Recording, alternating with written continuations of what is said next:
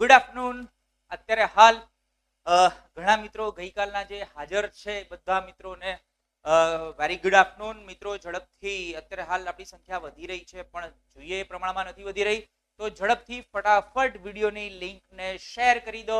તમારા જેટલા પણ ગ્રુપ્સ છે ગ્રુપમાં શેર કરો, કારણ કે આજે આપણે જે કંઈ શીખવાના છીએ બધું જ તમારા મિત્રો પણ શીખે તો વધારે મજા આવશે. ઓકે, તો ફટાફટ વિડીયોને લાઈક કરી દો અને શેર કરી દો.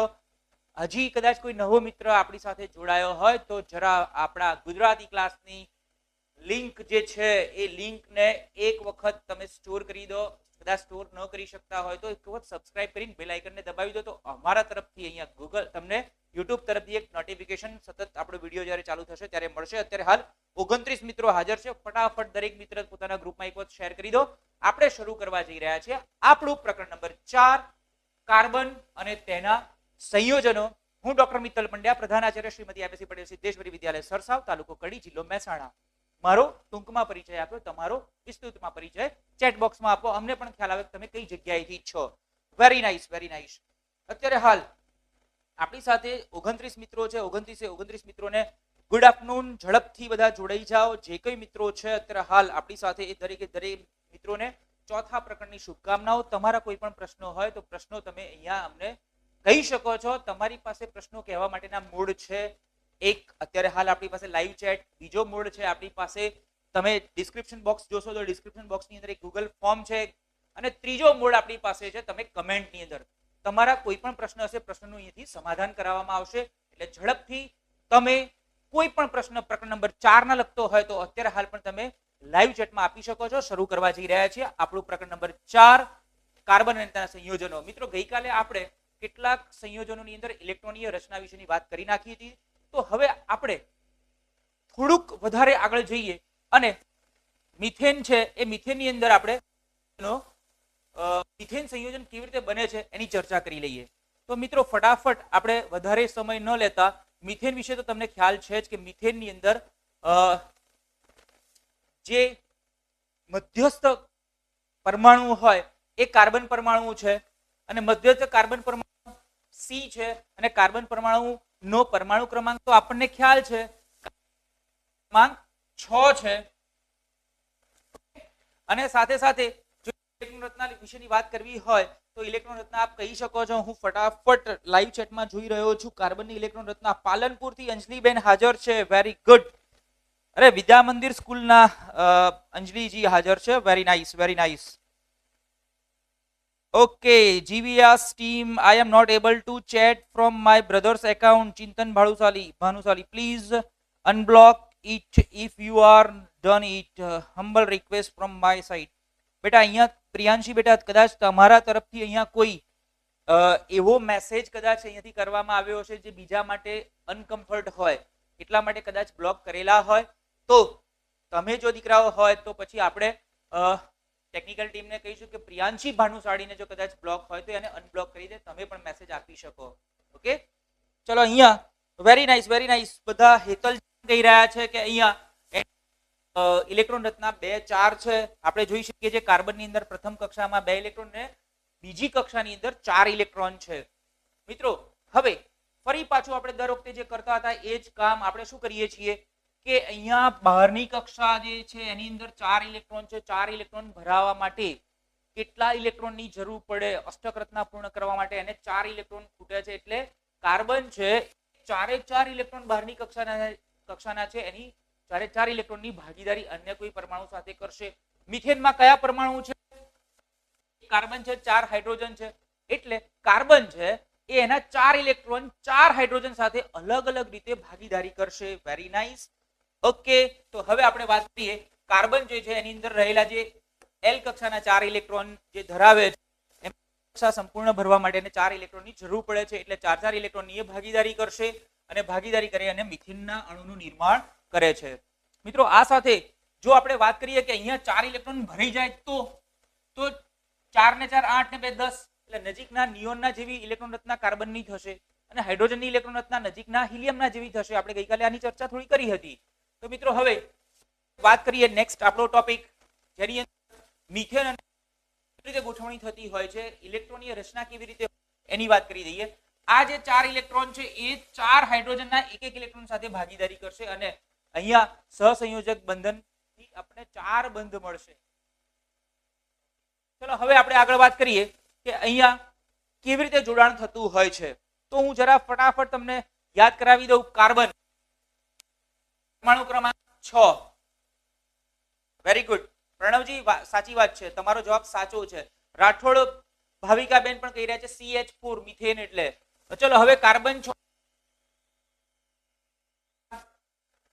રહેલા બાહ્ય કક્ષાના ઇલેક્ટ્રોનને આપણે બિંદુ સ્વરૂપમાં દર્શાવીએ, લુઈસના બિંદુ સ્વરૂપમાં. તો કાર્બન જે છે અને હાઇડ્રોજનની તો ઇલેક્ટ્રોન રચના આપણને ખબર છે એક. તો કાર્બન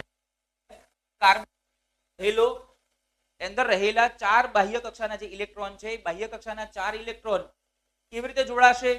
તો આપણે બિલકુલ શકીએ છીએ કે આપણે 4 બંધ બનાવવાના છે એટલે ચારે બાજુ લઈ શકીએ. હવે અહીંયા એક ફરી પાછું યાદ કરી લઉં. કાર્બનની અંદર રહેલા 4 ઇલેક્ટ્રોન કેવી રીતે જોડમાં જોડાઈ શકે, થોડું રફ કામ કરી લઈએ. કાર્બન છે એની અંદર ઇલેક્ટ્રોન આમ પણ જોડાઈ શકે, કાર્બનમાં ઇલેક્ટ્રોન આમ પણ જોડાઈ શકે, કાર્બનમાં ઇલેક્ટ્રોન આમ પણ જોડાઈ શકે. શક્યતાઓની વાત કરીએ છીએ આપણે. ઓકે, એક શક્યતા આમ પણ કરી શકીએ. તો આવી અલગ અલગ શક્યતાઓ તમે વિચારી શકો, પરંતુ આપણા માટે કાર્બનના ઇલેક્ટ્રોન ભાગીદારી કેટલાની કરશે? તો એના માટેની શક્યતા માત્ર એક જ રહે, કારણ કે એને 4 હાઇડ્રોજન સાથે એક એક ઇલેક્ટ્રોનની ભાગીદારી કરવાની છે. એટલે બાકીની શક્યતાઓ આપણા CH4 ના કેસમાં આવશે નહીં. ઓકે, તો 4 હાઇડ્રોજન જેના એક એક ઇલેક્ટ્રોન સાથે કાર્બનના 4 ભાગીદારી કરશે અને સહસંયોજક બંધ બનાવશે. આ કાર્બનના ઇલેક્ટ્રોન મેં લખ્યા. હવે હાઇડ્રોજનના ઇલેક્ટ્રોન. ઓકે, તો હવે આપણે ગણતરી કરીએ તો કાર્બનના આપણી પાસે 4 દુ 8 ઇલેક્ટ્રોન થઈ જાય છે. ગણતરી કરી લો તમે. હાઇડ્રોજનના 2 ઇલેક્ટ્રોન થઈ ગયા. હિલિયમના જેવી ઇલેક્ટ્રોન રચના. આ હાઇડ્રોજનના પણ 2 ઇલેક્ટ્રોન થઈ ગયા. આ હાઇડ્રોજનના પણ 2 ઇલેક્ટ્રોન થયા. એક ઇલેક્ટ્રોન યુગ્મ એટલે એક સહસંયોજક બંધ. તો અહીંયા એક સહસંયોજક બંધ બનશે કાર્બન, અહીંયા હાઇડ્રોજન, અહીંયા એક સહસંયોજક બંધ બનશે, અહીંયા એક સહસંયોજક બંધ બનશે, અહીંયા એક સહસંયોજક બંધ બનશે અને CH4 નો અણુ સમચતુષ્ફલકીય રચના ધરાવતો CH4 નો અણુ મળશે. આ કાર્બન છે, આ હાઇડ્રોજન છે અને આ 3 બાકીના હાઇડ્રોજન નીચે ચોક્કસ દિશામાં અહીંયા ધરી ભ્રમણ કરતા બતાવેલા છે. એટલે અહીંયા આપણે કહી શકીએ ઓકે. કશ્યપ પુરોહિત ઓકે બેટા, અહીંયા ટેકનિકલ ટીમ કહે છે કશ્યપ પુરોહિત છે ને એના દ્વારા બીજાને અનકમ્ફર્ટ થાય એવા મેસેજ એમના દ્વારા મોકલવામાં આવતા હતા, એટલે એમના માટે એમને બ્લોક કરેલા છે.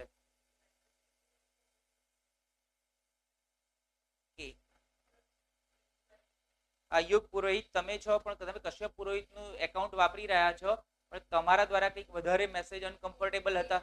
એકના એક મેસેજ તમે છે ને વારંવાર એકના એક મેસેજ કરી રહ્યા છો, એટલા માટે બ્લોક કર્યા છે. કારણ કે બીજા વિદ્યાર્થીઓને પણ ડિસ્ટર્બ થઈ રહ્યું છે, કારણ કે એમના મેસેજ અહીંયા સુધી પહોંચતા નથી.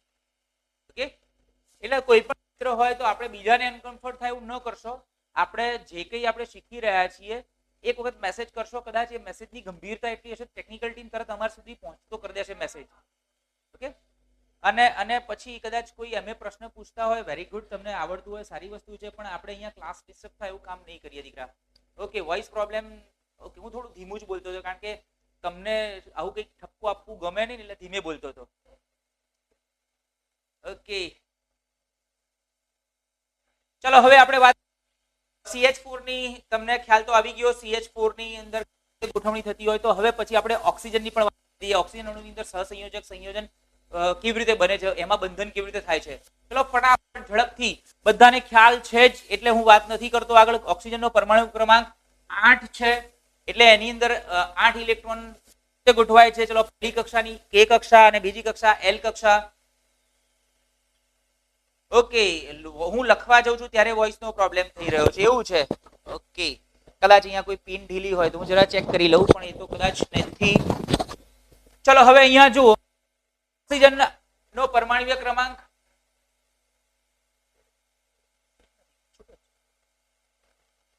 ઓક્સિજન પરમાણ્વીય ક્રમાંક 8 છે. પહેલી કક્ષા K, બીજી કક્ષા 8. વેરી ચિયરાજુ, તમારી વાત સાચી છે કે એની ઇલેક્ટ્રોન રચના 2 6 થાય.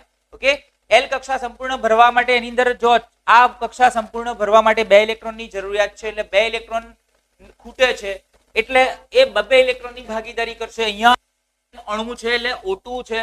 O2 એટલે ડાયઓક્સિજન કહેવાય.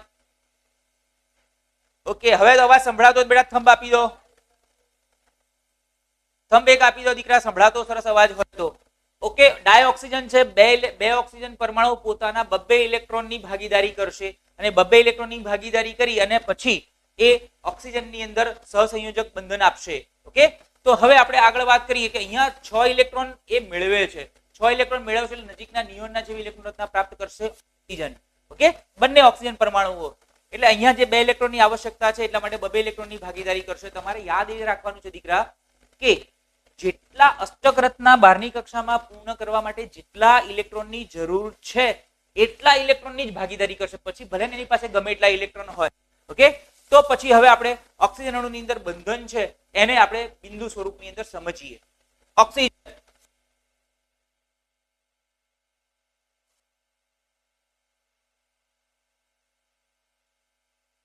8 પરમાણ્વીય ક્રમાંક છે. ઓક્સિજન છે એના 2 અણુ એકબીજા સાથે સહસંયોજક બંધ બનાવે છે. એટલે ઓક્સિજન અંદર શક્યતાઓ આ 6 ઇલેક્ટ્રોન ગોઠવવાની આપણે રફ કામમાં કરી દઈએ. 1 2 3 4 5 ને 6 એક આ શક્યતા છે. 1 2 3 4 5 6 એક આ શક્યતા છે. એક શક્યતા કારણ કે ઓક્સિજન છે ને એની સંયોજકતા 2 હોવાથી એ 2 બંધ બનાવે છે. એટલે આપણે કોઈ પણ રીતે 2 બંધ બને એવી શક્યતા તો વિચારવી પડશે કારણ કે એ ત્રિબંધ નથી બનાવી શકતો. કોઈ પણ રીતે એની સંયોજકતા 2 હોવાથી 2 બંધ તો બનાવી શકે છે. ક્રિસ્ચી વેરી ગુડ. ચલો હવે આપણે અહીંયા જુદી જુદી શક્યતાઓમાં એવું વિચારીએ કે ઓક્સિજનની અંદર 2 ઇલેક્ટ્રોનની ભાગીદારી થાય છે.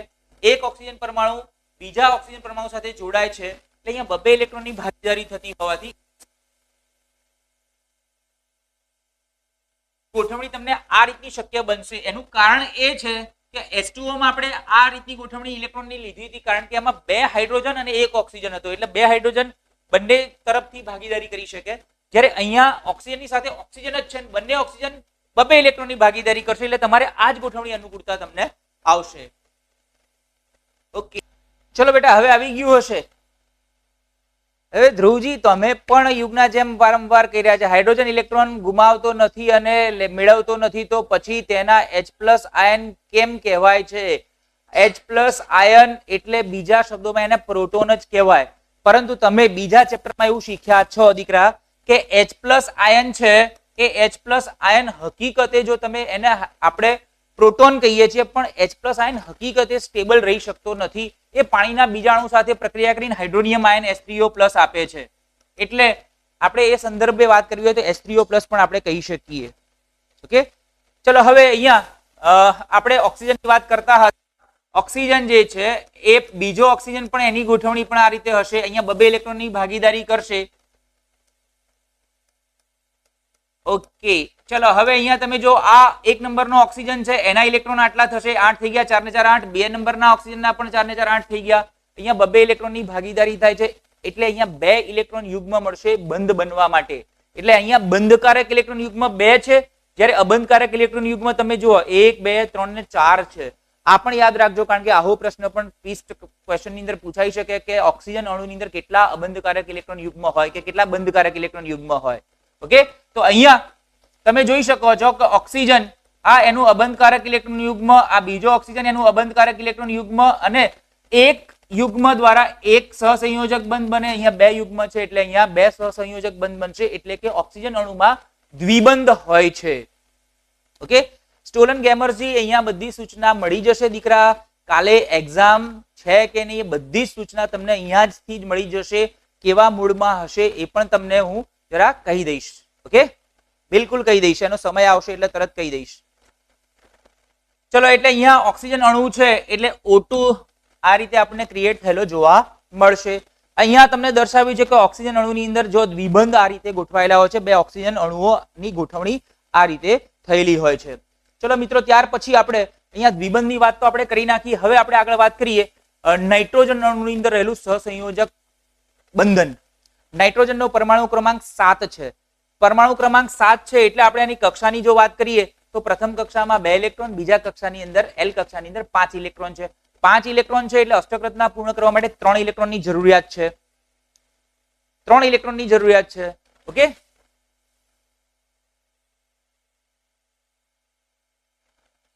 એટલે હવે સ્ટુડન્ટ ગેમરજી કાલે એક એક્ઝામ કદાચ હશે તો તમને વોટ્સએપની જે એક્ઝામ છે એ વોટ્સએપની એક્ઝામ તમે ત્યાં આગળ આપી શકો છો.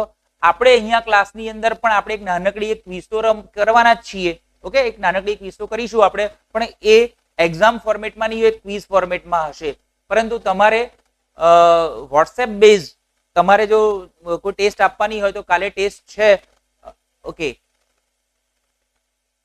વિજ્ઞાનની આવતીકાલે તમારે વોટ્સએપ બેઝ ટેસ્ટ છે. વાસ્તવમાં એને ટેસ્ટ નહીં કહીએ પણ સ્વમૂલ્યાંકન કહીશું. તમે જે ચેપ્ટર શીખ્યા છો એ ચેપ્ટરને લગતું એની અંદર હશે અને તમે ન શીખી શકો તો વારંવાર પુનરાવર્તન પણ કરી શકશો. ઓકે, વોટ્સએપ બેઝ અને કાલે આપણે એક છેલ્લે એક નાનકડી ક્વિઝ પણ લઈશું. ચલો હવે આપણે નાઇટ્રોજન છે એની એલ કક્ષામાં 5 ઇલેક્ટ્રોન છે અને 5 ઇલેક્ટ્રોન છે એટલે એ શું કરશે? 3 ઇલેક્ટ્રોનની આવશ્યકતા છે. 3 ઇલેક્ટ્રોન છે એમાં આપણે વાત કરીએ છીએ કે એની જે બહારની કક્ષામાં 3 ઇલેક્ટ્રોનની ભાગીદારી એક નાઇટ્રોજન બીજા નાઇટ્રોજન સાથે કરશે અને જેના પરિણામે નાઇટ્રોજન અણુ પ્રાપ્ત થાય છે જે નજીકના નિષ્ક્રિય વાયુ નિયોનના જેવી રચના પ્રાપ્ત કરે છે. ચલો હવે આપણે નાઇટ્રોજનની અંદર આપણે વાત કરીએ એમાં બંધન કેવી રીતનું હોય છે. તો મિત્રો નાઇટ્રોજન છે N 2 5 ઇલેક્ટ્રોન રચના તમે દર્શાવો છો. તો નાઇટ્રોજન એની અંદર 3 ઇલેક્ટ્રોનની ભાગીદારી થતી હોવાથી આપણે વધ્યા કેટલા? 2 ઇલેક્ટ્રોન. 2 ઇલેક્ટ્રોન તમે આ બાજુ પણ દર્શાવી શકો, અહીંયા પણ દર્શાવી શકો. આવો જ નાઇટ્રોજન ભાગીદારી કરવાની બાકીના અપકારક ઇલેક્ટ્રોન યુગમાં આપણે મૂકી દઈએ. હવે નાઇટ્રોજન જે છે એની અંદર 3 ઇલેક્ટ્રોનની ભાગીદારી થશે અને આપણને આ રીતે તમને નાઇટ્રોજન અણુ મળશે જેની અંદર આ નાઇટ્રોજન છે એના આપણે ગણી કાઢો 6 અને 2 8 ઇલેક્ટ્રોન થયા. આ નાઇટ્રોજનના પણ 6 અને 2 8 ઇલેક્ટ્રોન થયા. એટલે અહીંયા અષ્ટક રચના પૂર્ણ થાય છે.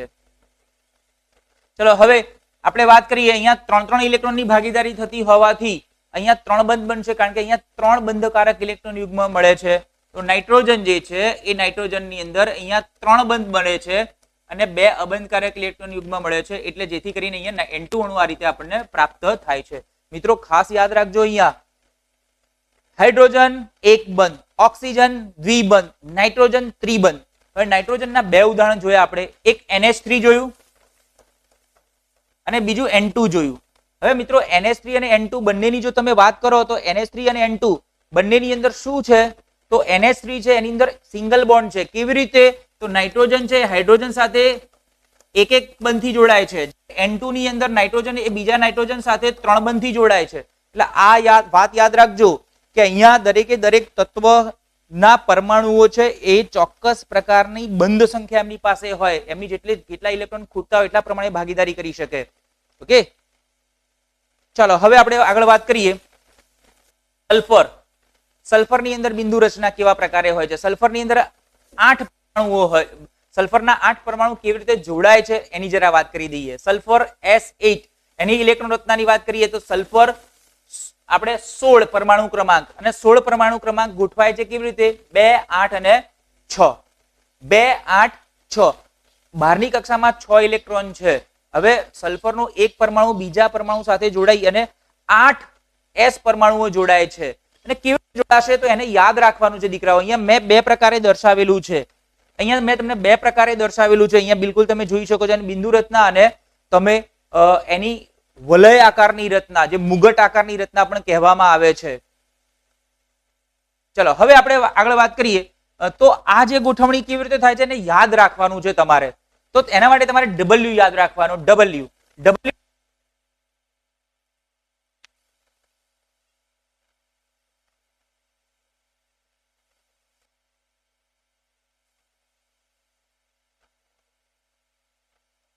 ઓકે, આ રીતે ક્રાઉન આકારનો W યાદ રાખજો. અહીંયા કાઢજો. એ રચના થઈ ગઈ 1 2 4 5 6 7 8. તો આ રીતે તમે દર્શાવી શકો છો. ઓકે, તો સલ્ફર S8 ની અણુ રચના તમને ઇલેક્ટ્રોનની રચના તો આપણે લખી કાઢી પણ સલ્ફર S8 ની જે વલય આકારની રચના છે એને આ રીતે આપણે દર્શાવતા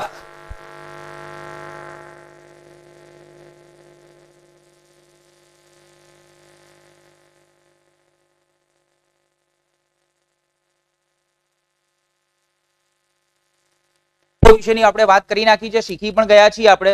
તો ઝડપથી આપણે બીજા કેટલાક પરમાણુઓ વિશેની વાત કરીશું જેની અંદર આપણે અપર રૂપો હવે શીખવાના છીએ. કાર્બનના અપર રૂપો. મિત્રો કાર્બનના અપર રૂપો જે છે એ ઘણા બધા છે અને આપણે ઘણી બધી એના વિશેની વાત આપણે કરી ચૂક્યા છીએ. તો ત્યાર પછી અપર રૂપોની આપણે વાત કરીએ તો એની અંદર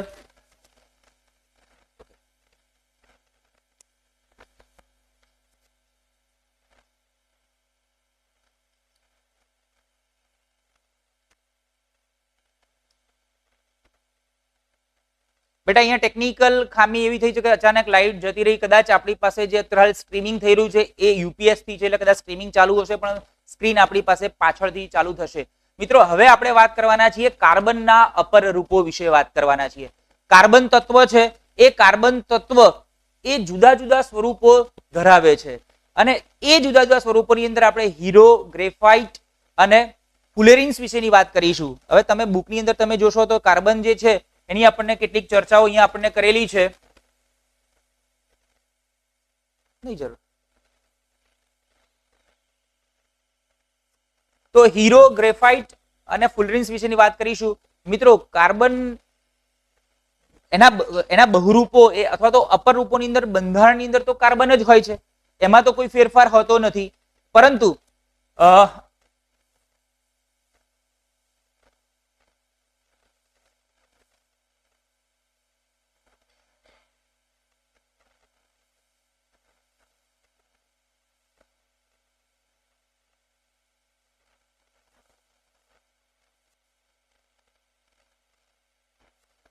ઓકે ચલો ફરી આપણે અપર રૂપો બહુરૂપોની વાત કરીએ કે જેની અંદર જેમના ભૌતિક ગુણધર્મો અસમાન હોય પરંતુ રાસાયણિક ગુણધર્મો સમાન હોય એવા કાર્બનના બધા સ્વરૂપોને આપણે અપર રૂપ અથવા તો બહુરૂપ તરીકે ઓળખીએ છીએ. હવે કાર્બન જે તત્વ છે એના અપર રૂપો ની અંદર આપણે અભ્યાસ કરવાના છીએ. એમાં પહેલું અપર રૂપોની અંદર હીરો, ગ્રેફાઇટ અને ફુલેરિન્સ છે. હવે અહીંયા કુદરતની અંદરથી કાર્બન છે એ ઘણી બધી ભૌતિક ગુણધર્મો જુદા જુદા હોય એવા સ્વરૂપની અંદર પ્રાપ્ત થાય છે જેમાં હીરો, ગ્રેફાઇટ અને ફુલરિન્સ છે. હવે આપણે પ્રથમ હીરો છે એની વાત કરીશું. મિત્રો હીરો જે તત્વ છે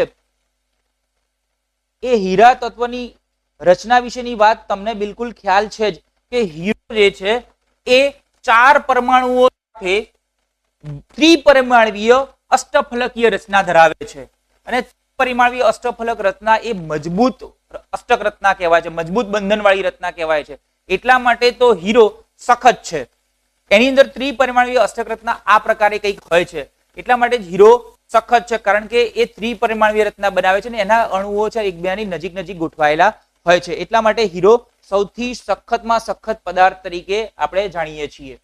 મિત્રો સાથે સાથે હીરાના આપણે કેટલાક ગુણધર્મો જોયા. એની અંદર તમે જોઈ શકો છો કે હીરાની અંદર કેવી રીતે એક પરમાણુ બીજા પરમાણુ સાથે જોડાયેલો હોય છે અને જેના પરિણામે એની અષ્ટક રચના ઘણી બધી આપણે મજબૂત આપણે કહી શકીએ છીએ.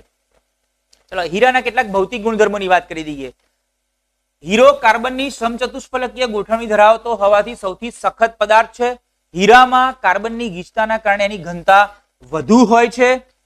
ઘનતા વધુ કેમ હોય છે? કારણ કે એમાં પરમાણુ એકદમ ગીચ હોય છે.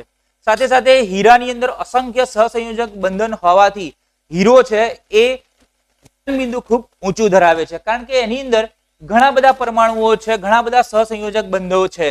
સાથે સાથે હીરામાં કાર્બન પરમાણુમાં એક મુક્ત ઇલેક્ટ્રોન હોતો નથી. એટલે આ વસ્તુ પણ યાદ રાખજો કે એમાં મુક્ત ઇલેક્ટ્રોન નથી એક પણ, એટલા માટે વિદ્યુતનો અવાહક છે.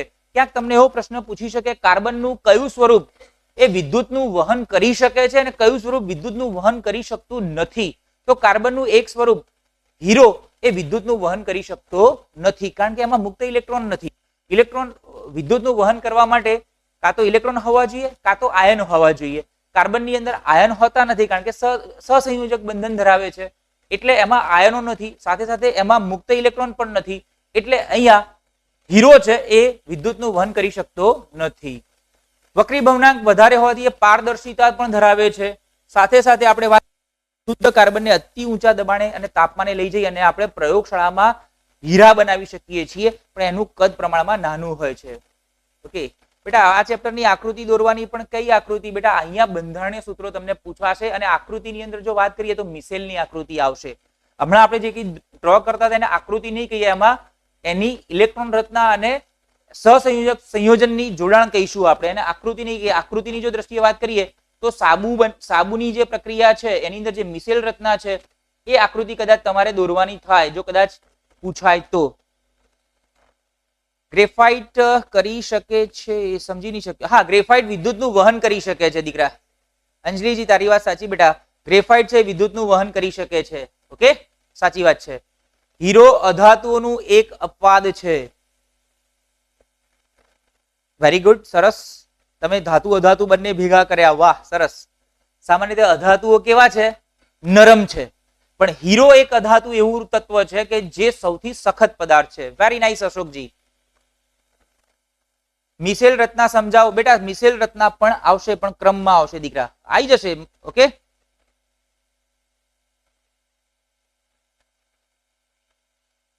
ચલો હવે આપણે આગળ વાત કરીએ ગ્રેફાઇટ વિશે. તો ગ્રેફાઇટની રચના અને હીરાની રચનામાં કેટલો ફરક છે? તો ત્યાં સમચતુષ્ફલકીય ત્રિપરમાણવીય જાળીદાર રચના છે, જ્યારે અહીંયા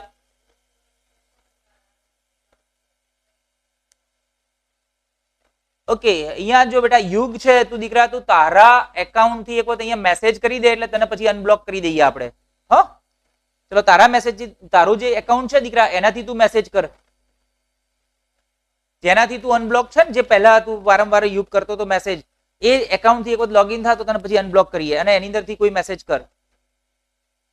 ચલો હવે ગ્રેફાઇટ ની અંદર અહીંયા જે રચના છે એ સમતલીય રચના હોય છે અને તમે અહીંયા આકૃતિ પણ જોઈ શકો છો કેવો છે, ષટકોણાકારની. તો અહીંયા ગ્રેફાઇટ જે છે એ ગ્રેફાઇટ એ કાર્બનનું એક એવું સ્વરૂપ છે કે જેની અંદર કાર્બનનો એક પરમાણુ બીજા 3 પરમાણુ સાથે એ એક જ સ્તરની અંદર બંધ બનાવીને ષટકોણીય રચના બનાવે છે. અને આ જે ષટકોણીય રચના છે જેની અંદર એક દ્વિબંધ હોય છે અને આ જે એક દ્વિબંધ, કારણ કે તમે સમજી શકો છો કે એક કાર્બન પરમાણુ છે એ 1, 2 અને 3 કાર્બન પરમાણુ સાથે જોડાશે તો પછી કાર્બનની ચતુસંયોજકતાનો ગુણધર્મનું પાલન થશે નહીં. એટલે એની અંદર કોઈ એક બંધ છે એ દ્વિબંધ હોય છે તો પછી કાર્બનની 4 સંયોજકતા પૂર્ણ થઈ જાય. ઓકે, સમજાણું હશે બધાને. હવે તો હવે આગળ વાત કરીએ કે અહીંયા એક સ્તરની ઉપર બીજું એમ સ્તરો સતત ગોઠવાતા જતા હોય અને ષટકોણીય જાળીદાર રચના પ્રાપ્ત થતી હોય છે. અને જોઈ શકો છો કે અહીંયા એ ષટકોણીય જાળીદાર રચનાઓ એકબીજા ઉપર સ્તર ગોઠવાતી જતી હોવાથી એ સ્તર એકબીજા ઉપર સરકી શકે છે, જેના પરિણામે આપણે એમ કહી શકીએ કે ગ્રેફાઇટ છે પ્રમાણમાં નરમ છે. ઓકે, સાથે સાથે એના કેટલાક ગુણધર્મોની વાત કરી દઈએ. ગ્રેફાઇટ એ લીસો અને ચીકણો પદાર્થ છે, પેન્સિલ ની અંદર બનાવાય છે. સાચી વાત છે તમારી વાત ભાર્ગવીજી, કારણ કે ગ્રેફાઇટ છે એની ઘનતા હીરા કરતા ઓછી છે અને ગ્રેફાઇટમાં કાર્બનની 4 સંયોજકતા હોય એ પૈકી એક ઇલેક્ટ્રોન મુક્ત છે. એમાં મુક્ત હોવાના કારણે વિદ્યુતનું વહન કરી શકે છે. એટલા માટે આપણે હમણાં જ જે વાત કરી કે કાર્બનનું એક સ્વરૂપ છે વિદ્યુતનું વહન કરી શકતું નથી, પણ બીજું સ્વરૂપ વિદ્યુતનું વહન કરી શકે છે. તો હીરો નથી કરી શકતો પણ ગ્રેફાઇટ વિદ્યુતનું વહન કરી શકે છે. વિદ્યુત અને ઉષ્માના સુવાહક છે. ચલો છેલ્લું સ્વરૂપ આપણે જોઈએ ફ્લોરિન્સ. આ અપરરૂપનો એક અન્ય વર્ગ છે જેની અંદર કાર્બન જે છે એ 60 કાર્બન પરમાણુ એકબીજા સાથે જોડાયેલા હોય છે અને 60 કાર્બન પરમાણુ ફૂટબોલના દડાના આકારની અંદર ગોઠવાયેલા હોય છે. આ રચના અમેરિકન સ્થપતિ, અમેરિકન આર્કિટેક્ટ બકમિન્સ્ટર ફુલરે આપેલી હોવાથી એને ફુલરિન્સ એવું નામ આપવામાં આવ્યું છે અને એને એક જીઓડેઝિક ડોમ જેવી રચના આપી હતી. ઓકે, જીઓડેઝિક ડોમ, ગુંબજ. અહીંયા એ રચના આપેલી છે. તમે જોઈ શકો છો કે 60 કાર્બન પરમાણુ ફૂટબોલની અંદર પંચકોણીય અને ષટકોણીય રચનાની મદદથી કેવી રીતે જોડાયેલા હોય છે. ચલો હવે મિત્રો આપણે આગળ વાત કરીએ એક અગત્યનો ખાસ અગત્યનો પ્રશ્ન, અને પરીક્ષાની દ્રષ્ટિએ પણ પૂછાય છે. ઘણી વખતે આ પ્રશ્ન પૂછી શકાય એવો કે સમજાવો કાર્બનનો સર્વોતમુખી સ્વભાવ. એની અંદર 2 ગુણધર્મોની ચર્ચા તમારે કરવી જોઈએ. પહેલો ગુણધર્મ છે કાર્બનની ચતુસંયોજકતા, જેના વિશે આપણે વાત કરી ચૂક્યા છીએ, અને બીજો ગુણધર્મ છે આપણે જે હવે શીખવાના છીએ અને એ પ્રશ્ન છે કાર્બનનો સર્વોતમુખી સ્વભાવની અંદર કેટેનેશનના ગુણધર્મ વિશે. કાર્બન છે એમાં શરૂઆત આપણે મિથેન થી કરીએ અને મિથેન પછી ઇથેન, પ્રોપેન, બ્યુટેન, એમ ઘણા બધા કાર્બનના ઘણા બધા સરળ શૃંખલા, શાખિત શૃંખલા, જટિલ સંયોજનો આપણને મળે છે. તો મિત્રો હવે આપણે વાત કરીએ છીએ કાર્બનના સર્વોતમુખી સ્વભાવની અંદર એક એનો વર્સેટાઇલ ગુણધર્મ સર્વોતમુખી સ્વભાવ જેની અંદર કેટેનેશન ની વાત કરીએ, કાર્બન શા માટે બધા કરતા જુદો પડે છે? તો આ કેટેનેશનનો ગુણધર્મ માટે જવાબદાર છે. મિત્રો કાર્બન સિવાય પણ આપણે કેટલાક સહસંયોજક સંયોજનોની વાત કરી. હાઇડ્રોજન છે, નાઇટ્રોજન છે, ઓક્સિજન છે. હાઇડ્રોજન અને ઓક્સિજન થી પાણી બને છે. તો બધા જે સંયોજનોની આપણે જે વાત કરી એ પૈકી કેમ કાર્બન જુદો છે? તો એનું કારણ એ છે કે આ બધા બાકીના જે સંયોજનો છે એ પોતાના સાથે કે પોતા સિવાય બીજાની સાથે પણ જોડાઈ અમુક સંખ્યામાં જ જોડાઈ શકે છે, પછી એ જોડાઈ શકતા નથી. દાખલા તરીકે ઓક્સિજન બીજા એક જ ઓક્સિજન સાથે જોડાય છે, પછી આગળ જોડાઈ શકતા નથી. પરંતુ કાર્બન એક એવું તત્વ છે કે એક કાર્બન બીજા સાથે જોડાય, બીજો ત્રીજા સાથે, ત્રીજો ચોથા સાથે, બીજા સાથે પાછો બીજો કાર્બન જોડાઈ શકે. એટલે આમ એક કાર્બન પાસે બીજો કાર્બન જોડાવાની શક્યતાઓ ઘણી બધી છે અને એ રીતે જોડાઈ શકે છે. એક સિલિકોન તત્વ છે એ થોડીક મર્યાદામાં જોડાઈ શકે છે, પણ એના પણ વધારે સિલિકોનના અણુઓ હોય એવું મળતું નથી. એકમાત્ર કાર્બન છે કે જેની અંદર એક કરતા વધુ પ્રમાણમાં કાર્બન અલગ અલગ રીતે જોડાઈ અને નવા નવા સંયોજનો આપણને આપે છે. એટલા માટે જ કાર્બન ની અંદરથી આપણને આશરે 3 મિલિયન જેટલી સંખ્યાની અંદર કાર્બનિક સંયોજનો મળે છે. 1 મિલિયન એટલે 10 લાખ એવું થાય. તો હવે કાર્બન બીજા પરમાણુ સાથે બંધ બનાવવાની ક્ષમતા પણ ધરાવે છે. કાર્બન હાઇડ્રોજન સાથે બંધ બનાવે તો હાઇડ્રોકાર્બન કહીએ છીએ. કાર્બન ઓક્સિજન સાથે બંધ બનાવે છે, સલ્ફર સાથે બંધ બનાવે છે, ક્લોરીન સાથે, બ્રોમિન સાથે, આયોડિન સાથે. આમ કાર્બન ઘણા બધા સંયોજનો સાથે બંધ બનાવવાની ક્ષમતા ધરાવે છે અને વધુ સંખ્યામાં સંયોજનો બનાવી શકે છે, જેને આપણે કેટેનેશનના ગુણધર્મ તરીકે ઓળખીએ છીએ. કેટલાક કાર્બનના સંયોજનો વિશે વાત કરીએ તો કાર્બનની અંદર સરળ શૃંખલા ધરાવતા અથવા તો લાંબી શૃંખલા ધરાવતા સંયોજનો મળે છે. હા અશોકજી, તમારી વાત સાચી. ઓક્સિજન 2 સાથે જોડાય છે, એક ત્રીજું ઘટક પણ છે. ઓક્સિજન 3 ઓક્સિજન જોડાતા હોય તો O3 ઓઝોન પણ કહેવાય. સાચી વાત છે, પણ 3 પછી 4 નથી જોડાઈ શકતા. ઓકે, એટલે અમુક લિમિટ આવી જાય છે. સિલિકોનમાં અમુક 5-6 સંખ્યા સુધી આગળ વધે, પછી આગળ નથી વધી શકતા. H2O2 ની કદાચ વાત કરીએ તો તમને ખબર હોય તો ઓક્સિજન દ્વિબંધ કયા છે, પણ H2O2 માં ઓક્સિજન ની અંદર એક બંધ હોય. ઓક્સો સંયોજનોની વાત કરીએ તો એમાં ઓક્સિજનની સંખ્યા અમુક મર્યાદા સુધી વધારે હોય. ઓકે, આગળ જતા તમે વધારે ડીપમાં અભ્યાસ કરશો. અત્યારે આપણે જાણી લઈએ કાર્બન છે એની અંદર એવી કોઈ લિમિટેશન નથી, કારણ કે એક સાથે ઘણા બધા કાર્બન અલગ રીતે પણ જોડાઈ શકે છે. ચલો હવે સરળ અને લાંબી શૃંખલા વિશે વાત કરીએ. સરળ શૃંખલા એટલે એક કાર્બન બીજા સાથે, બીજો ત્રીજા સાથે, ત્રીજો ચોથા સાથે એમ સળંગ જો આવી સરળ શૃંખલા આપણને મળતી હોય તો આપણને સરળ શૃંખલા તરીકે ઓળખીએ છીએ. સાથે સાથે કાર્બનની શાખિત શૃંખલા પણ મળે છે, જેની અંદર એક કાર્બન બીજા સાથે, બીજો ત્રીજા સાથે, પણ બીજા નંબરનો કાર્બન પાછા બીજા સાથે જોડાય છે, એટલે શાખિત શૃંખલા પણ અહીંયા આપણને મળે છે. ઓકે, ચલો ત્યાર પછી કાર્બન 3 કાર્બનનું જે વલય સ્વરૂપ પણ આપણને મળે છે. એક કાર્બન બીજા સાથે, બીજો ત્રીજા સાથે, ત્રીજો પહેલા સાથે. ઓકે, તો અહીંયા જો વલયની અંદર આપણે 4 કાર્બનનું વલય પણ સમજી શકીએ છીએ, 5 કાર્બનનું વલય અને 6 કાર્બનનું વલય એમ પણ કહી શકીએ છીએ. દીકરા નિલેશ, અહીંયા આપણે જે શીખી રહ્યા છીએ એ બધું જ તમારા પાઠ્યપુસ્તકને આધારિત, તમારી બોર્ડની પરીક્ષાને આધારિત આપણે શીખી રહ્યા છીએ. ઓકે, આપણે કોઈ પર્ટિક્યુલર ચોપડીનું નથી શીખતા, કારણ કે પર્ટિક્યુલર ચોપડીમાં કદાચ થોડુંક ઓછું પણ હોઈ શકે, પણ આપણે બોર્ડે નક્કી કરેલા 70% અભ્યાસક્રમમાં અને કઠિન પ્રશ્નો જે હોય એ બધા પ્રશ્નો સાથે સાથે તમારું પુનરાવર્તન પણ થાય એની બધી ચર્ચા કરીએ છીએ. ઓકે, એટલે આપણે કોઈ પર્ટિક્યુલર કોઈ ચોપડીને લઈને નથી બેસી રહેતા, કોઈ પર્ટિક્યુલર પ્રકાશનની કોઈ બુક હોય એને લઈને નથી બેસતા. આપણે બોર્ડની જે ગાઈડલાઈન છે એ બોર્ડની ગાઈડલાઈન મુજબ 70% અભ્યાસક્રમમાં કોઈ મુદ્દો ન રહી જાય એ ખાતરીપૂર્વક આપણે ચકાસીએ છીએ, પછી એનો અભ્યાસ કરાવીએ છીએ. હા, એટલે બધું જ આવી જશે, ચિંતા ના કરશો. બધું જ તમે જે કલ્પના કરી છે, જે વિચારો છે, બધી જ વસ્તુ તમારા આ અત્યારે હાલ આપણા ક્લાસમાં આવી જશે.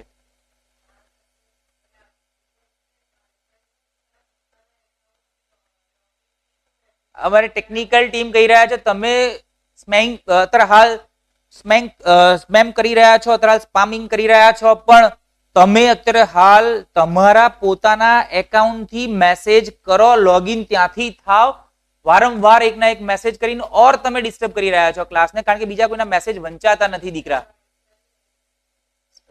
ઓકે, ભાનુશાળીજી અને યુગ પુરોહિત બંને તમે તમારા પોતાના એકાઉન્ટથી લોગિન થઈ અને પછી મેસેજ કરો તો અહીંથી અમે અનબ્લોક કરી શકીએ. એમને અમે અનબ્લોક ના કરી શકીએ, તમારો કોઈ મેસેજ તો અમને દેખાવો જોઈએ.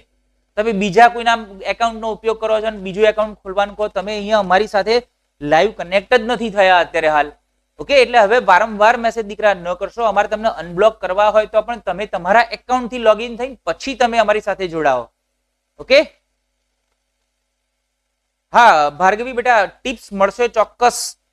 આપણે વિજ્ઞાનનું પ્રશ્નપત્ર કે ગણિતનું પ્રશ્નપત્ર કેવી રીતે લખવું, વધુ સારી રીતે આપણે કેવી રીતે લખવું, તો એ પણ ટિપ્સ મળશે. પણ અત્યારે હાલ રિવિઝનનું કામ, કઠિન પ્રશ્નોની ચર્ચા ચાલે છે. એની ચર્ચા કર્યા પછી જ્યારે તમારો અભ્યાસક્રમ એક વખત તો પૂર્ણ થયો 100%, હવે 70% વાળો પણ પૂર્ણ થઈ જશે, પછી આપણે પરીક્ષાલક્ષી વાત કરીશું, ત્યારે એની ચર્ચા કરીશું. ઓકે, તો અહીંયા આપણે હવે કાર્બન સંયોજનોના જે તેમાં સંતૃપ્ત અને અસંતૃપ્ત હાઇડ્રોકાર્બન ઇમ્પોર્ટન્ટ છે બેટા. સંતૃપ્ત હાઇડ્રોકાર્બન કોને કહેવાય? કે જેની અંદર માત્ર એક જ બંધ હોય. તો એવા કાર્બનિક સંયોજનને આપણે સંતૃપ્ત હાઇડ્રોકાર્બન સંયોજન તરીકે ઓળખીએ છીએ. અને અસંતૃપ્ત હાઇડ્રોકાર્બન કોને કહીશું? કે જેની અંદર દ્વિબંધ હોય કાં તો ત્રિબંધ હોય. ચાર બંધ તો હોઈ ના શકે, કારણ કે કાર્બન એ બીજા કાર્બન સાથે મહત્તમ 3 બંધથી જોડાઈ શકે. 4 તો એની પાસે મહત્તમ કેપેસિટી 4 ની છે, તો પોતાના સાથે કઈ રીતે જોડાઈ શકે? એટલે 3 બંધથી જોડાઈ શકે. એટલે એક બંધ, દ્વિબંધ અને ત્રિબંધ. જો એક બંધ હોય તો સંતૃપ્ત કાર્બનિક સંયોજનો, અને દ્વિબંધ હોય તો અસંતૃપ્ત કાર્બનિક સંયોજનો કહેવાશે. ત્રિબંધ હોય તો પણ અસંતૃપ્ત કાર્બનિક સંયોજનો કહેવાશે. સાથે સાથે અહીંયા બેટા એક વાત કરી દઉં, મહેસાણા જિલ્લા શિક્ષણાધિકારી કચેરી, માધ્યમિક શિક્ષણ બોર્ડ અને શિક્ષણ વિભાગ, સ્કૂલ ઓફ કમિશનની કચેરી તરફથી એમાં એક ઇનિશિયેટિવ લઈને મહેસાણા જિલ્લા શિક્ષણાધિકારી સાહેબ શ્રીએ તજજ્ઞોની ટીમ બોલાવીને એક એસાઇનમેન્ટ ગણિત વિજ્ઞાન, અંગ્રેજી અને સામાજિક વિજ્ઞાનનું તૈયાર કર્યું છે. આ એસાઇનમેન્ટ જે છે એ તમને ડિસ્ક્રિપ્શનની અંદર મળી જશે, એટલે તમે એને ડાઉનલોડ કરી અને એ એસાઇનમેન્ટ પણ તમે સોલ્વ કરી શકશો. બરોબર, આ શિક્ષણ વિભાગ તરફથી તૈયાર કરેલું એસાઇનમેન્ટ છે, એટલે એનો પણ તમે ઉપયોગ કરી શકશો. ચલો હવે અહીંયા સંતૃપ્ત હાઇડ્રોકાર્બન સંયોજનોની અંદર શું છે? એક કાર્બન પરમાણુ બીજા કાર્બન પરમાણુ સાથે જોડાશે અને એક જ બંધ બનાવશે. દાખલા તરીકે અહીંયા આપણી પાસે છે. ઓકે, હવે દ્વિબંધની અંદર આનું ઉદાહરણ તો સિમ્પલ આપણે મિથેનનું ઉદાહરણ આપી શકીએ. એક કાર્બન બીજા સાથે જોડાય છે. ઓકે, અને દ્વિબંધની વાત કરીએ તો આપણી પાસે દ્વિબંધ સરસ ઉદાહરણ છે કે જેની અંદર એક કાર્બન પરમાણુ બીજા સાથે 2 બંધથી જોડાય છે, અને 3 કાર્બન ત્રિબંધની વાત કરીએ તો એક કાર્બન પરમાણુ બીજા સાથે ત્રિબંધથી જોડાય છે. ઓકે, આ એક સરસ ઉદાહરણ છે.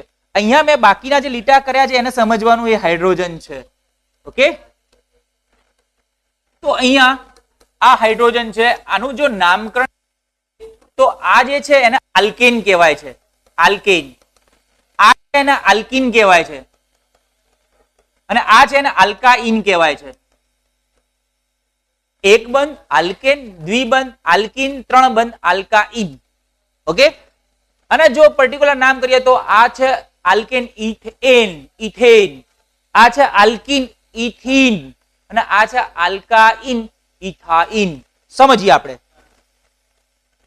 ઓકે, એમાં પહેલું આપણે ઇથેન છે એનું બિંદુ નિરૂપણ સમજીએ. ઇથેનમાં એક કાર્બન બીજા કાર્બન એક સહસંયોજક બંધથી જોડાય છે, અને બાકીની સંયોજકતા હાઇડ્રોજનથી પૂર્ણ થાય છે. એટલે અહીંયા આપણે તમે સમજી શકો છો, બિલકુલ તમને હવે ખ્યાલ આવી જ ગયો. તો હવે આપણે ઇથેનનું આણ્વીય સૂત્ર C2H6 છે, એને આપણે સમજી રહ્યા છીએ. ત્યાર પછી આપણે વાત કરીએ ઇથીન. ફરીથી જો તમારે સમજવું હોય તો હું ફરીથી એ વાતને વિસ્તૃતમાં સમજાવી શકું છું, કદાચ જો તમને સમજ ના પડી હોય તો. કારણ કે નિશાજી કહી રહ્યા છે રિપીટ કરો ને, તો રિપીટ કરો. આલ્કીન એટલે શું ને, ચલો હું ફરીથી રિપીટ કરું, કારણ કે મને લાગ્યું જ કે તમારો પ્રશ્ન છે જ. બેટા અહીંયા કાર્બન સંયોજનોનું વર્ગીકરણ શીખી રહ્યા છીએ. શેના આધારે? તો સંતૃપ્તતાના આધારે. જો એમાં એક બંધ હોય તો સંતૃપ્ત કહેવાય, દ્વિબંધ કે ત્રિબંધ હોય તો એને આપણે અસંતૃપ્ત કાર્બનિક સંયોજન કહીએ છીએ. અસંતૃપ્ત કાર્બનિક સંયોજનમાં દ્વિબંધ હોય અને ત્રિબંધ હોઈ શકે.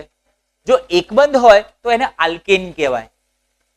આલ્કેન યાદ થોડું રાખવું પડશે ને. જો દ્વિબંધ હોય તો આપણે એને આલ્કીન કહીશું, અને જો ત્રિબંધ હોય તો આલ્કાઇન કહીશું. સિમ્પલ સમજાણું હવે હશે તમને. તો એક બંધ હોય એ સંતૃપ્ત કાર્બનિક સંયોજનો, એમાં 2 કાર્બન હોય તો ઇથેન કહેવાય. તમને આલ્કેનની સમાનધર્મી શ્રેણીના 1 થી 6 તત્વોનો ક્રમ તો યાદ હોવો જ જોઈએ. જો એક કાર્બન હોય તો મિથેન, 2 કાર્બન હોય તો એને ઇથેન કહેવાય, 3 કાર્બન હોય તો પ્રોપેન કહેવાય, 4 કાર્બન હોય બ્યુટેન, 5 કાર્બન હોય તો પેન્ટેન અને 6 કાર્બન હોય તો હેક્ઝેન.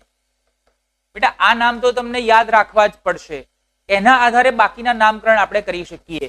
જો 1 કાર્બન છે તો મિથેન, 2 કાર્બન છે ઇથેન, 3 કાર્બન તો પ્રોપેન, 4 કાર્બન તો બ્યુટેન, 5 કાર્બન તો પેન્ટેન અને 6 કાર્બન તો હેક્ઝેન. આ હું પછી શીખવવાનો હતો પણ પછી તમે પ્રશ્ન પૂછ્યો એટલે મેં કહી દીધું. આલ્કેન એટલે જેમાં જે કાર્બનિક હાઇડ્રોકાર્બન સંયોજનોમાં એક જ બંધ હોય, કાર્બન કાર્બન વચ્ચે એક જ બંધ હોય, જેમાં દ્વિબંધ કે ત્રિબંધ હાજર ના હોય, કે જે સંયોજનને આપણે સંતૃપ્ત સંયોજનો તરીકે ઓળખીએ છીએ, જે આલ્કેન કહેવાય. ઓકે, એની ડિટેલમાં ચર્ચા છે જ. આના પછી આલ્કેન, આલ્કીન અને આલ્કાઇનની ડિટેલમાં ચર્ચા હું કરવાનો જ છું, કરી રહ્યો છું. ઓકે, ટાઈમ્સ અપ કહી રહ્યા છે નિરાલીજી. હજી વાર છે દીકરા, તમારી ઘડિયાળની અંદર થોડુંક ચેન્જ હશે બેટા, થોડીક વાર છે હજી. અને આમ પણ આજે થોડું 5 મિનિટ વધારે તો લેવાય ને, કારણ કે આપણો લાઈટ ગઈ હતી એટલે થોડો ટાઈમ તો બગડ્યો હતો ને આપણો, એટલે થોડુંક તો જોડાવવું પડશે. ચલો હવે ઇથેન નું સૂત્ર. તો ઇથેનમાં કાર્બન છે એ બીજા. હવે તમે આ વર્તુળો જે છે ને, વર્તુળોથી ગભરાશો નહીં દીકરાઓ. વર્તુળો શું બતાવે છે? આ વર્તુળો એવું બતાવે છે કે આ કાર્બનની પાસે ભાગીદારી થવાથી કેટલા ઇલેક્ટ્રોન આવે છે, આ કાર્બન પાસે કેટલા આવે છે, હાઇડ્રોજન પાસે કેટલા થાય છે, એ બતાવે છે અહીંયા. ઓકે, તો અહીંયા આ કાર્બન પાસે જોઈ શકો છો, કાર્બન કાર્બન સાથે એક એક ઇલેક્ટ્રોન અહીંયા ચોકડીથી ઇલેક્ટ્રોન બતાવ્યા છે, તમને સ્પષ્ટ દેખાય એટલા માટે. કાર્બનના ઇલેક્ટ્રોન ચોકડીથી બતાવ્યા છે, હાઇડ્રોજનના ઇલેક્ટ્રોન ડોટથી, બિંદુથી બતાવેલા છે. તો કાર્બન કાર્બન સાથે એક ઇલેક્ટ્રોનની ભાગીદારી કરે. આ કાર્બન પાસે 4 ઇલેક્ટ્રોન છે, એમાં એક ભાગીદારીમાં વપરાશે, બાકીના 4 છે માં વપરાશે.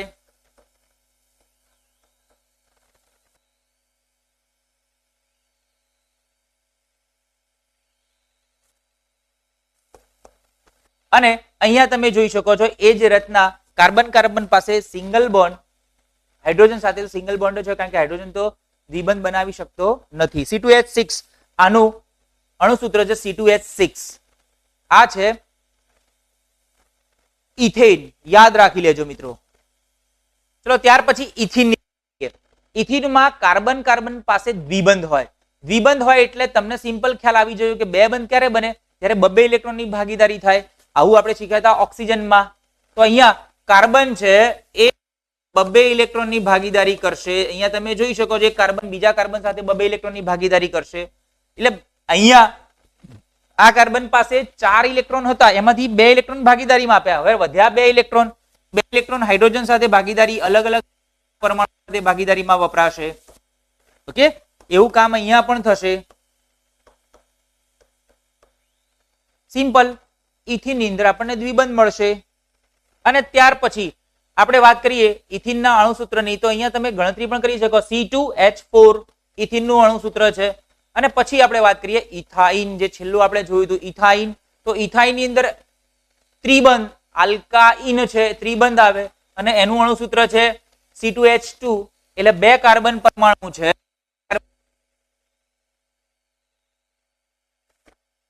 કાર્બનના અહીંયા વપરાઈ ગયા. ચોથો ઇલેક્ટ્રોન હાઇડ્રોજન સાથે ભાગીદારી કરશે અને અહીંયા H2 મળશે, જેને આપણે કહીએ છીએ ઇથાઇન.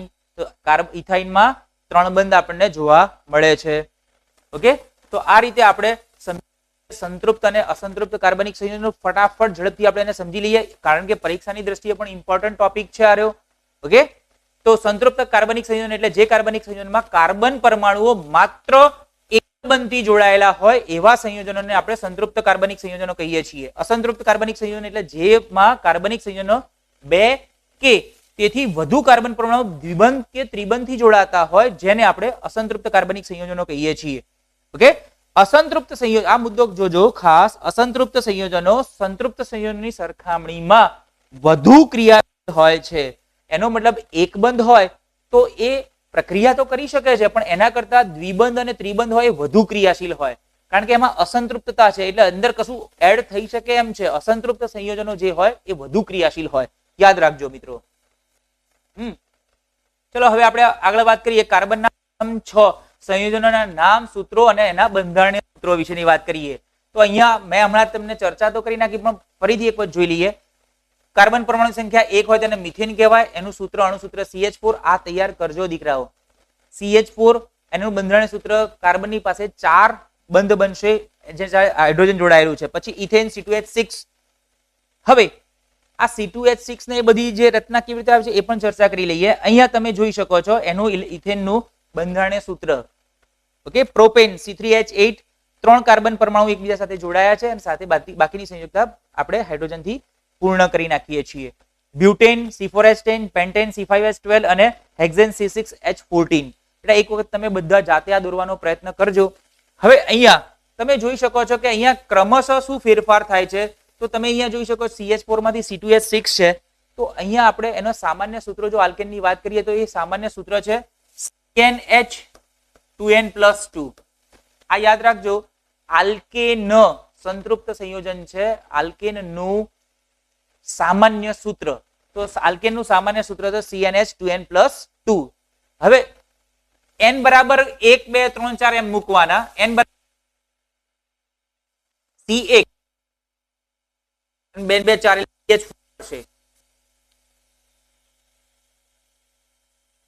તો એટલે C2H6 ઇથેન મળશે આપણને. તો આ રીતે n બરાબર 6 મૂકો તો અહીંયા 14 તો C6H14 એટલે કે હેક્ઝેન મળશે. તો આ રીતે તમારી પાસે જો એના સામાન્ય સૂત્ર હોય તો આલ્કેનની તમે સમાનધર્મી શ્રેણી નક્કી કરી શકો છો. તમે ધોરણ 10 ના પ્રકરણ નંબર 5 ગણિત વિષયમાં આવી શ્રેણીઓ નક્કી કરો છો કે ધારો કે કોઈ એક શ્રેણી તમને આપી છે, એમાં લખ્યું હોય 2n+1, તો એના પ્રથમ ઘટક, બીજો ઘટક, ત્રીજો ઘટક તમે શોધો અથવા તો તમે સમાંતર શ્રેણી રચો તો તમે n બરાબર 1 2 3 4 એવી રીતે લઈને પછી શ્રેણી રચી શકો છો. બિલકુલ અહીંયા આ એક સામાન્ય સૂત્ર છે, એના આધારે તમે આલ્કેનની શ્રેણી રચી શકો છો. Okay, very nice, very nice, very nice. ચલો હવે આપણે આગળના ટોપિકની વાત કરીએ અને આગળનો ટોપિક છે હાઇડ્રોકાર્બન સંયોજન. જે કાર્બન સંયોજનમાં માત્ર ને માત્ર, બેટા અહીંયા માત્ર ઉપર યાદ રાખજો, માત્ર કાર્બન અને હાઇડ્રોજન હોય અને હાઇડ્રોકાર્બન સંયોજન તરીકે ઓળખીએ છીએ. ઓકે, હાઇડ્રોકાર્બન સંયોજનો જે છે એનું વર્ગીકરણ આપણે જોઈએ તો હાઇડ્રોકાર્બન સંયોજનનું વર્ગીકરણ આપણે હમણાં જોયું, ફરીથી એક વખત જોઈએ છે. આલ્કેન, આલ્કીન અને આલ્કાઇન માં આપણે એનું વર્ગીકરણ કરીએ છીએ. એનું સામાન્ય સૂત્ર મેં આલ્કેનનું કહ્યું CnH2n+2 છે. આલ્કીનનું સામાન્ય સૂત્ર CnH2n છે. અહીંયાથી +2 નીકળી ગયા એટલે 2 હાઇડ્રોજન દૂર થયા ત્યારે એક બંધ બન્યો વધારાનો. આલ્કાઇન સંયોજનમાં સામાન્ય સૂત્ર CnH2n-2. અહીંયા પણ 2 હાઇડ્રોજન માઇનસ થયા, તમે જોઈ શકો છો. માઇનસ થયા એટલે પાછો એક નવો બંધ ઉમેરાયો એટલે ત્યાં ત્રિબંધ બને છે. ઓકે, તો આ રીતે આપણે જોઈ શકીએ છીએ કાર્બન પરમાણુની અંદરથી આ મિથેન, ઇથેન, પ્રોપેન, બ્યુટેન એની અંદર એના અનુરૂપ જ તમારે આલ્કેન સંયોજન મેળવી શકો. આલ્કીન સંયોજનો પણ તમે આ સૂત્રમાં કિંમત મેળવી શકો છો. ચાલો હવે વાત કરીએ હાઇડ્રોકાર્બન સંયોજનના વર્ગીકરણ કાર્બન પરમાણુની ગોઠવણીના આધારે. તો સરળ શૃંખલા, શાખી શૃંખલા અને વલય બિલકુલ હમણાં આપણે જોઈ લીધું. આ થોડું રિવિઝન પણ ચાલી રહ્યું છે. એમાં ઉદાહરણ n બ્યુટેન, n પેન્ટેન પૂર્વક નોર્મલ લગાડાય છે. શાખી શૃંખલા કે આઈસો લગાડાય છે, જોઈશું આપણે. આઈસોબ્યુટેન એક ઉદાહરણ છે.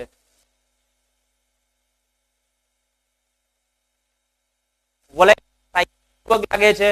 સાયક્લોહેક્સેન, સાયક્લોપ્રોપેન અને બેન્ઝીન એક અલગ નામ છે. કે સાયક્લો લગાડાય છે પણ અહીંયા બેન્ઝીન છે એક અલગ નામ છે. બુકમાં તમને બેન્ઝીનનું બંધારણીય સૂત્ર, સાયક્લોહેક્સેનનું બંધારણીય સૂત્ર તમને આપેલું છે, યાદ રાખજો. એ ઇમ્પોર્ટન્ટ છે પરીક્ષાની દ્રષ્ટિએ પણ. બને એનું સામાન્ય સૂત્ર CnH2n છે. ઓકે, ચલો હવે આપણે વાત કરવા જઈ રહ્યા છીએ બંધારણીય સમઘટકો.